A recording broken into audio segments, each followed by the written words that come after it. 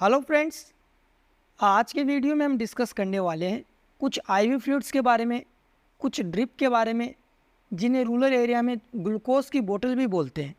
और हम जानेंगे कौन सी आईवी फ्लूइड कब यूज़ में ली जाती है। तो फ्रेंड्स, वीडियो आप एंड तक देखें और आप अगर हमारे चैनल पे पहली बार हो तो चैनल को ज़रूर सब्सक्राइब कीजिए। तो चलिए वीडियो स्टार्ट करते हैं। बात करते हैं आईवी फ्लूइड्स के बारे में। आईवी फ्लूइड्स यानी इंट्रावेनस फ्लूइड्स, ऐसे फ्लूइड्स जो इंट्रावेनस रूट के द्वारा लगाए जाते हैं। ऐसे फ्लूइड्स जो हमारी वेन्स होती है, जो नसें होती हैं, उनके थ्रू जो है लगाए जाते हैं, उनके द्वारा जो है बॉडी में चढ़ाए जाते हैं। हमारी जो फर्स्ट आईवी फ्लूइड है वो है नॉर्मल सेलाइन, जिसे आप सब एनएस के नाम से जानते हो। बात करते हैं इसके कंपोजिशन के बारे में, तो इसके अंदर 0.9% NaCl यानी सोडियम क्लोराइड आता है 100 ml के अंदर। और ये जो NS की जो बोतल है ये 100 ml के अंदर आती है, 500 ml के अंदर आती है और 1000 ml के अंदर जो है आपको देखने को मिल जाती है। अब हम जानते हैं जो NS आईवी फ्लूइड है, जो नॉर्मल सलाइन है, ये पेशेंट को कब दी जाती है, कौन सी कंडीशन में जो है इसका यूज़ किया जाता है। तो फ्रेंड्स, जो NS है वो डिहाइड्रेशन यानी पानी की जब कमी हो जाती है शरीर में, तो उस कंडीशन में दी जाती है। पानी की कमी, जैसे पेशेंट को बहुत ज़्यादा वोमिटिंग हो रही है, उल्टी हो रही है, तो उस कंडीशन में जो है उसके बॉडी में जो है पानी की कमी हो जाती है। तो उस कंडीशन में जो नॉर्मल सलाइन है वो पेशेंट को चढ़ाई जाती है। और जो है पेशेंट को अगर ब्लड लॉस हो गया हो, कोई एक्सीडेंटल इंजरी हो गई हो और उसके कारण पेशेंट को ब्लड लॉस हो गया हो, तो उस कंडीशन में भी जो है नॉर्मल सलाइन पेशेंट को लगाई जाती है। इसके अलावा वाउंड वॉशिंग, घाव को जो है धोने के लिए, घाव को साफ़ करने के लिए भी जो है NS का प्रयोग किया जाता है। इसके अलावा डाइल्यूशन ऑफ इंजेक्शन को मिलाने के लिए भी जो है इसका प्रयोग किया जाता है। और लो बीपी, अगर किसी पेशेंट की बीपी लो हो गई है तो उस बीपी को जो है नॉर्मल करने के लिए भी जो है NS का प्रयोग किया जाता है। अब हम जानते हैं NS का प्रयोग कब नहीं किया जाना चाहिए। तो फ्रेंड्स, किसी पेशेंट की अगर बीपी हाई है तो उस कंडीशन में NS का जो नॉर्मल सलाइन ड्रिप है उसका प्रयोग नहीं करना चाहिए। और एसिडोसिस की कंडीशन में, यानी किसी पेशेंट की बॉडी में जो है एसिड की मात्रा ज़्यादा है, तो उस कंडीशन में NS नहीं लगानी चाहिए, क्योंकि NS अपने आप में खुद एसिडोसिस क्योज करती है। अब हम डिस्कस करते हैं NS के डोज के बारे में। तो फ्रेंड्स, इसका जो डोज होता है वो होता है 1 लीटर से लेकर 2 लीटर 24 आवर्स में, यानी पूरे दिन में आप 1 से लेकर 2 लीटर तक पेशेंट को चढ़ा सकते हो। लेकिन फ्रेंड्स, जो डोज डिसाइड किया जाता है वो डॉक्टर पेशेंट की कंडीशन को देख के और उसके बाद ही जो है डिसाइड करते हैं। नेक्स्ट आईवी फ्लूइड है आरएल, रिंगर लैक्टेट सॉल्यूशन। बात करें इसके कंपोजिशन के बारे में, तो इसके अंदर सोडियम लैक्टेट आता है, सोडियम क्लोराइड आता है, पोटेशियम क्लोराइड आता है और कैल्शियम क्लोराइड का कम्बिनेशन आपको देखने को मिल जाता है। जो आरएल की बोतल आती है वो आपको 500 ml और 1000 ml की पैकेजिंग में देखने को मिल जाती है। बात करते हैं आरएल के यूज़ के बारे में, यानी आरएल जो ड्रिप है, जो आरएल आईवी फ्लूइड है, ये किन किन कंडीशन में जो है पेशेंट को दी जाती है। तो फ्रेंड्स, ये जो है डिहाइड्रेशन यानी पानी की जब कमी हो जाती है बॉडी के अंदर, अगर किसी पेशेंट को बार बार वोमिटिंग हो रही है, डायरिया हो रहा है, यानी उसको उल्टी और दस्त लग रहे हैं, तो ऐसी कंडीशन में आरएल जो आईवी ड्रिप है ये एक बेस्ट ऑप्शन है। और ब्लड लॉस, यानी किसी कारणवश कोई एक्सीडेंटल इंजरी हो गई हो जिसके कारण ब्लड लॉस हो गया हो, तो उस कंडीशन में भी जो है आरएल का यूज़ किया जाता है। और इलेक्ट्रोलाइट इम्बैलेंस, अगर बॉडी में इलेक्ट्रोलाइट का इम्बैलेंस हो जाता है तो उसको बैलेंस करने के लिए भी जो है आरएल का यूज़ किया जाता है। और ड्यूरिंग सर्जरी, यानी सर्जरी के दौरान जो है आरएल ड्रिप जो है पेशेंट को लगाई जाती है, सर्जरी से पहले और सर्जरी के बाद।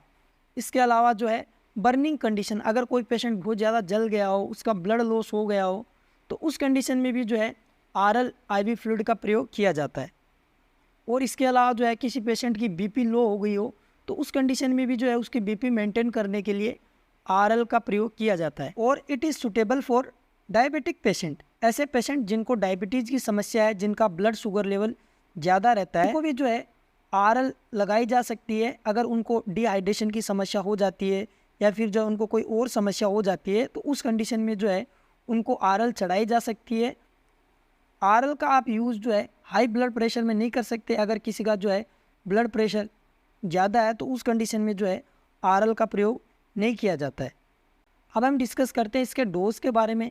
तो फ्रेंड्स, जो आरएल का जो डोज दिया जाता है वो दिया जाता है 1 लीटर से लेके 2 लीटर 24 आवर्स में, यानी पूरे दिन में आप 1 लीटर से लेके 2 लीटर तक जो है पेशेंट को चढ़ा सकते हैं।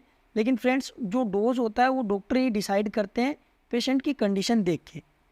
नेक्स्ट जो आईवी फ्लूइड है वो है डीएनएस, डेक्सट्रोज और नॉर्मल सेलाइन। बात करते हैं इसके कंपोजिशन के बारे में। तो इसके अंदर 0.9% NaCl यानी सोडियम क्लोराइड आता है और 5 ग्राम डेक्सट्रोज आता है 100 ml के अंदर। बात करते हैं ये कौन कौन सी कंडीशन में जो है पेशेंट को दी जाती है। तो फ्रेंड्स, जब पेशेंट को डिहाइड्रेशन की समस्या हो जाती है तो उस कंडीशन में जो है TNS का प्रयोग किया जाता है। किसी पेशेंट की जो है BP लो हो गई तो उस कंडीशन में भी जो है DNS का प्रयोग किया जाता है। कोई एक्सीडेंटल कंडीशन हो गई, पेशेंट का ब्लड लॉस हो गया हो, तो उस कंडीशन में भी जो है DNS का प्रयोग किया जाता है। तो फ्रेंड्स, ये कुछ यूज है DNS के। इसके अलावा कुछ और भी आपको यूज़ देखने को मिल सकते हैं। अब हम जानते हैं DNS का यूज़ कब नहीं किया जाता है। तो फ्रेंड्स, जिन पेशेंट की BP हाई रहती है उस कंडीशन में जो है DNS का प्रयोग नहीं किया जाता है। और जिनको डायबिटीज़ की समस्या है, यानी जो डायबिटीज़ के पेशेंट है और उनको जो है अगर डिहाइड्रेशन की समस्या हो गई, उनकी जो है BP लो हो गई है या कोई और समस्या हो गई है, तो उस कंडीशन में जो है उनको DNS नहीं लगाई जाती है। उस कंडीशन में जो है उनको RL लगाई जाती है। बात करते हैं इसके डोज के बारे में। तो इसका जो डोज दिया जाता है वो दिया जाता है 1 लीटर से लेके 2 लीटर इन 24 आवर्स, यानी पूरे दिन में 1 से 2 लीटर जो है पेशेंट को चढ़ाई जाती है। लेकिन फ्रेंड्स, मैं फिर बोलूँगा, जो आईवी फ्लूइड्स होते हैं इनका जो डोज होता है वो डॉक्टर पेशेंट की कंडीशन को देख के और उसके बाद ही डिसाइड करते हैं। नेक्स्ट जो आईवी फ्लूइड है वो है डेक्सट्रोज, जो आपको D5, D10 और D25 के नाम से मिल जाती है। यहाँ पे जो D5 है उसका मतलब है डेक्सट्रोज 5 ग्राम है 100 ml के अंदर। 10 का मतलब है डेक्सट्रोज 10 ग्राम है 100 ml के अंदर। और 25 का मतलब है डेक्सट्रोज 25 ग्राम है 100 ml के अंदर। तो फ्रेंड्स, बात कर लेते हैं इसके यूज़ के बारे में। तो फ्रेंड्स, जो D5 है ये तब चढ़ाई जाती है जब पेशेंट को डिहाइड्रेशन की समस्या हो जाती है, उसका जो है BP लो हो जाता है, वीकनेस आ जाती है, उसके अंदर जो है कमज़ोरी आ जाती है, ब्लड लॉस हो जाता है, तो उस कंडीशन में जो है D5 का यूज़ किया जाता है। और टू ट्रीट इंसुलिन शॉक, अगर किसी पेशेंट का जो ब्लड शुगर लेवल है वो बहुत ज़्यादा लो हो गया, बहुत ज़्यादा गिर गया हो, बहुत ज़्यादा डाउन हो गया हो, और फ्रेंड्स ऐसी कंडीशन में जो है पेशेंट बेहोश हो गया है, तो उस कंडीशन में जो है उसको डेक्सट्रोज आईवी फ्लूइड लगाया जाता है, जिससे जो है उसका जो ब्लड शुगर लेवल है वो नॉर्मल किया जा सके। और डिजीनेस यानी चक्कर आना, किसी पेशेंट को अगर चक्कर आ रहा है तो उस कंडीशन में भी जो है डेक्सट्रोज आईवी फ्लूइड्स लगाई जाती है। अब हम जानते हैं डेक्सट्रोज जो आईवी फ्लूइड है ये कौन सी कंडीशन में नहीं लगानी चाहिए। जिनका हाई ब्लड प्रेशर रहता है और डायबिटीज़ के पेशेंट है, तो इन पेशेंट को जो है डेक्सट्रोज जो आईवी फ्लूइड्स है वो नहीं लगानी चाहिए। बात करते हैं डेक्सट्रोज के डोज के बारे में। जो डेक्सट्रोज आईवी फ्लूइड होती है वो 1 लीटर से लेकर 2 लीटर जो है पूरे दिन में जो है दी जा सकती है, यानी 1 लीटर से लेकर 2 लीटर जो है 24 आवर्स में जो है दी जा सकती है। तो फ्रेंड्स, ये थी कुछ आईवी फ्लूइड्स। और फ्रेंड्स, जो आरएल जो रिंगर लैक्टेट सॉल्यूशन है ये ऑलमोस्ट सभी जगह जो है आप यूज़ कर सकते हो। आपको जो है इसको हाई ब्लड प्रेशर में जो है ध्यान रखना है, बाकी आप ऑलमोस्ट सभी जगह जो है आरएल का प्रयोग किया जा सकता है। तो फ्रेंड्स, ये थी इन्फॉर्मेशन आईवी फ्लूइड्स के बारे में।